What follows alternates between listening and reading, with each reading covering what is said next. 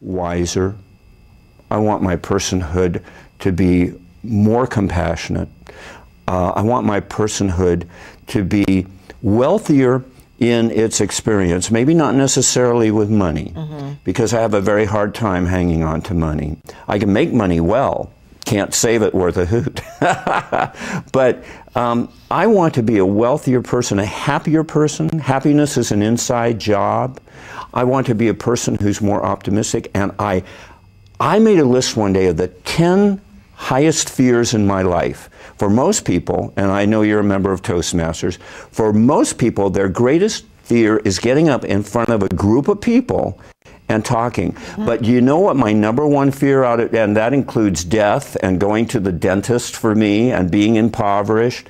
My #1 fear was not being able to be resilient, to bounce back, to come back, to say, let's try again. And that's what life is. Even after you take another breath, you say, let's take another breath again.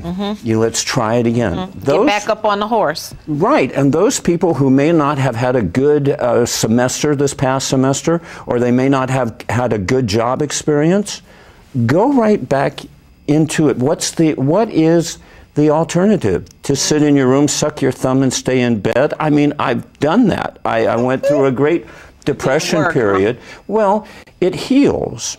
But then we have to get over the healing and, as you said, get right back on the horse. And it's all right to be depressed, and it's all right to take time out. Yeah. But I think the most important thing I want to be is a better person, and I pray that I'll always be resilient. You know, lately I've been doing a lot of writing, and there was one point where I had gone to a seminar at UCLA, and it was for writing scripts. And I thought, I don't know why I'm going to here. I'll never write a script again. I've had it. You know, I've written like 20 scripts. But isn't it amazing that the life force in us, whatever that magical muse, that power, that talent, that God, whatever it is that keeps us doing what we love to do. Wow. And whatever anybody does is important.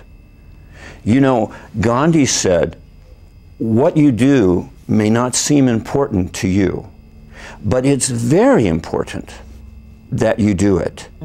And I work in a particular place where we have a huge staff, and none of us could serve our clients if it weren't for each other of us. The engineering people, the housekeeping people, the cooking people, the front desk people, the computer technical backup guys. Are you speaking of our current job? Well, I think that's where I work. Oh, okay. I don't know. Have you heard anything that I've been fired recently? Hey. They always send Yvette. When you're fired, they send Yvette to bring you on a talk show, and then she embarrasses you in front of thousands of people by saying... I hate to be the bearer of bad news. Yes, However, but that's very profound information right there. I mean, I really respect what you're saying. How are you different than you were from the 20-year-old girl? And I know you don't like having the ball thrown back at you at this point, but No. what one thing have you really seen? You told me that you don't like to suffer fools for a very long time. But you know what? We're going to save that because the next show is going to be... Ooh, that's a bait for all you people. You'll say, yeah, we got part two. Part two, we're going to throw it back in my corner. I'm more interested in you right now because you're my guest. And boy, you know, I always have a lot to talk about. We know your favorite subject. What? Yvette Morton. Okay, see, I wasn't so aware of that until just now. No. I'll tell you something, and I highly recommend it. It's a wonderful book called How to Win Friends and Influence People. But one of the things he writes about in that book is the sweetest sound on earth is the sound of your own name. And that's why it's so important, you know, and I agree with you folks out there who are sitting and saying, you know, I'm not any good at names. But if I can understand that I get to you best, I befriend you most, I have the most compassion, if I can remember your name, and to at least have the courage to say, you know, you're such a lovely lady, and I'm so embarrassed to tell you this, but tell me your name again, you know? Well, that's interesting that you would say that because I have my two best friends, best girlfriends, each have problems with names as far as I'm concerned. One insists on calling my name before she says anything to me at all. And I didn't realize until this week that that drives me crazy. Oh, it does. And I think that was preparing me, or is preparing me, for my children, because now I understand how mothers feel. Mom. When Mom. Every 5 seconds. Mom. Before they ask you a question, or even before they make a statement. Mom, Mom, just ask the question. Don't call me. Don't say mom. Don't say, and my friend has a pet name for me, and it's Ebby. Okay, that's kind of cute. It's very cute. It's very cute. But when you've heard it 1,000+ times, it starts to, you know, like, you know. And I found myself cringing every time she would say, Ebby, Ebby, because I didn't know what the heck was coming after. It's even getting to me right now. So you know how I feel. And then my other friend has a problem with remembering names.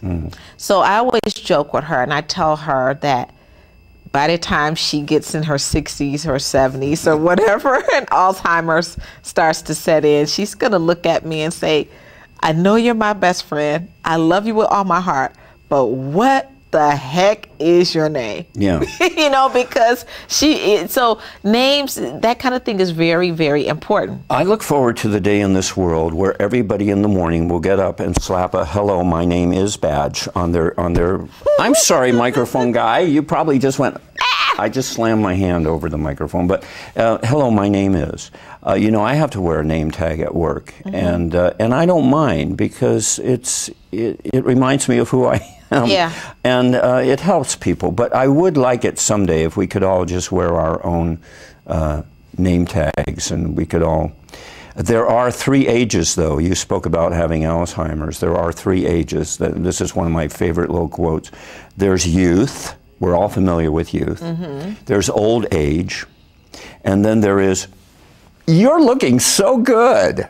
And I work in an environment where there are a lot of octogenarians, and I'll tell you, I see them greet each other in the hallway, and they go, "You're looking so good." And I thought, well, we're past old age.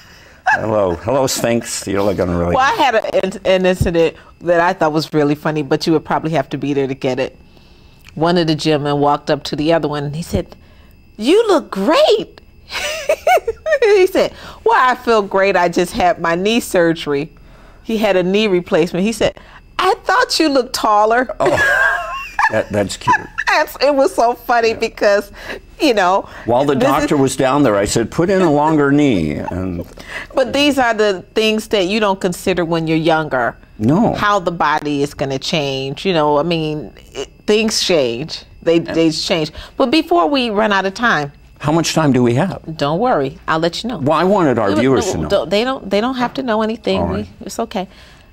What advice would you give a person who is in their 30s, 40s, 50s that you think they could use to really have a really positive attitude about life? I'll tell you something that I heard Prince Philip. Okay, we're going to have to cut you off.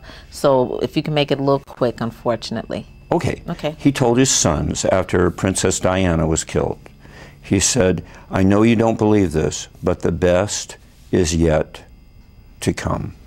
Wow. And that is what you would say to someone, no matter what you're going through. You know, that's the reason I brought Gregg on the show today. No matter what you're going through, there's always a solution. You just got to keep the faith and take one step at a time. Thank you so much for joining us today. And we're going to have part 2, so stick around. And once again, thank you, Gregg. Yvette, it's been my pleasure. Thank you. And you guys have a great day. Keep the peace.